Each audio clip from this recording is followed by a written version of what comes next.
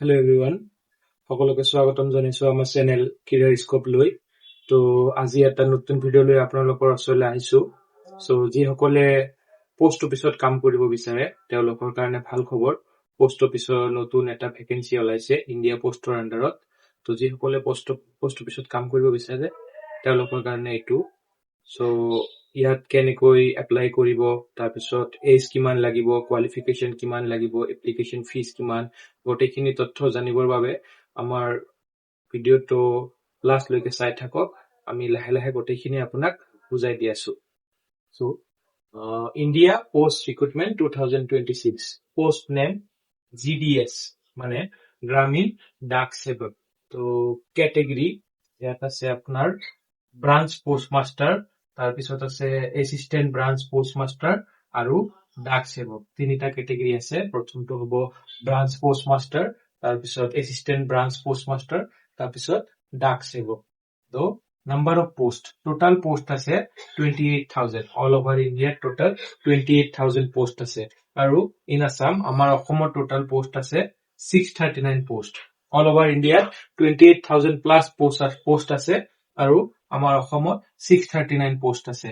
তো আপোনাৰ যিটো BPM আছে, ব্ৰাঞ্চ পোষ্ট মাষ্টাৰ, তেওঁৰ চেলেৰি হ'ব ষ্টাৰ্টিং চেলেৰি 12,000 পৰা আৰম্ভ কৰি 29,380 ৰুপিজ লৈকে হ'ব।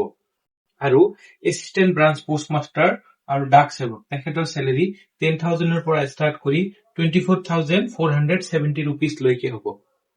তাৰপিছত এজ, ইয়াত এপ্লাই কৰিবলৈ হলে আপোনাৰ এজ কিমান লাগিব।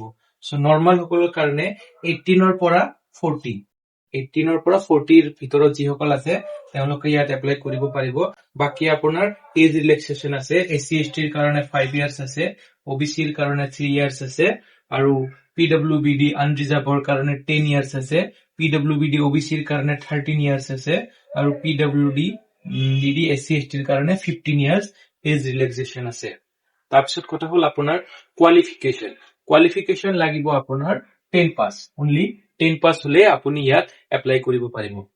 আপোনাৰ যিটো মেট্ৰিকৰ মাৰ্কশ্বিট আছে, 10 পাছৰ মাৰ্কশ্বিট আছে, সেইটোৰে আপুনি ইয়াত এপ্লাই কৰিব পাৰিব।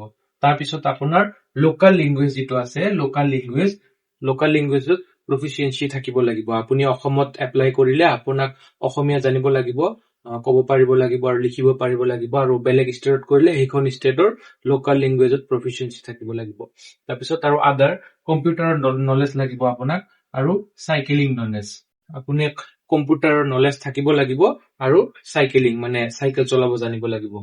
তাৰপিছত ফিজ, এপ্লিকেশ্যন ফিজ কিমান। আনৰিজাৰ্ভ আৰু OBC ৰ কাৰণে 100 ৰুপিজ, আৰু SC/ST, ফিমেল, ট্ৰান্স উইমেন এওঁলোকৰ কাৰণে ফ্ৰী। ফিজ কি হ'ব, আনৰিজাৰ্ভ আৰু OBC ৰ কাৰণে 100 ৰুপিজ, আৰু বাকী যিবিলাক SC, ST, female, trans women তেওঁলোকৰ কাৰণে ফ্ৰী। তো কথা হ'ল এইটো ষ্টাৰ্ট কেতিয়া হ'ব, ফেব্ৰুৱাৰীৰ 2 তাৰিখৰ পৰা 2026, আৰু শেষ কেতিয়া হ'ব 16 ফেব্ৰুৱাৰী 2026। এতিয়া কথা হ'ল আপোনালোকে ইয়াত কেনেকৈ এপ্লাই কৰিব।